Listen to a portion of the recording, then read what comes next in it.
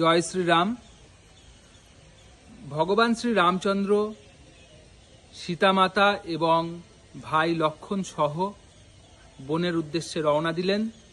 সমগ্র অযোধ্যাবাসীকে তিনি রাতের অন্ধকারে লুকিয়ে বনযাত্রা করলেন। মন্ত্রী সুমন্ত্রের অনেক বোঝানো সত্ত্বেও সীতামাতা অযোধ্যায় ফিরে এলেন না রঘুবীরকে ছেড়ে।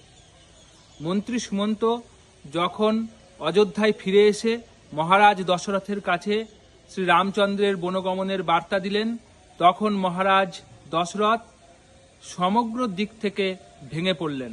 তার হৃদয় বিদীর্ণ হল। শ্রী রামচন্দ্রের বিরহে তিনি কাতর হলেন এবং তিনি তার পূর্বে যে অভিশাপ পেয়েছিলেন অন্ধ মুনির কাছ থেকে, সেই অভিশাপের কথা স্মরণ করতে লাগলেন যে পুত্র শোকে তার মৃত্যু নিশ্চিত।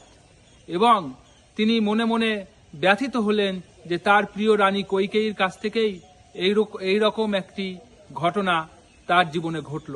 শ্রীরাম বিরহে কাতর মহারাজ দশরথ হা হতাশ করতে লাগলেন। তিনি স্থির থাকতে পারলেন না। তিনি মুহুর্মুহু মেঝেতে পড়ে যেতে লাগলেন এবং তার সমগ্র চিন্তা ভাবনা নষ্ট হয়ে গেল এবং তিনি শেষে শ্রী রাম রাম করতে করতে রামচন্দ্রের বিরহে এই জড়জগৎ ত্যাগ করলেন। অর্থাৎ মহারাজ দশরথ তিনি দেহত্যাগ করলেন।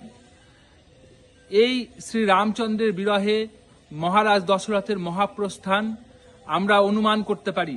যখন অযোধ্যাবাসীর শ্রী রাম বিরহে কাতর অবস্থা, তখন তার প্রিয় পিতা রামচন্দ্রের প্রিয় পিতা দশরথের কি অবস্থা হতে পারে, এটি তারই নমুনা। সমগ্র রামায়ণ এবং সমগ্র পৃথিবীবাসীর কাছে এই মহারাজ দশরথ এবং শ্রী রামচন্দ্রের প্রেম, পিতা এবং পুত্রের মধ্যে যে গভীর সম্বন্ধ, যে গভীর প্রেম, তার নিদর্শন হয়ে রয়ে যাবে।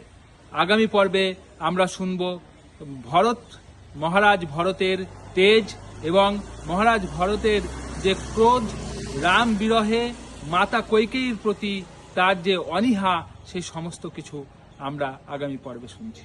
হরে কৃষ্ণ, জয় শ্রীরাম।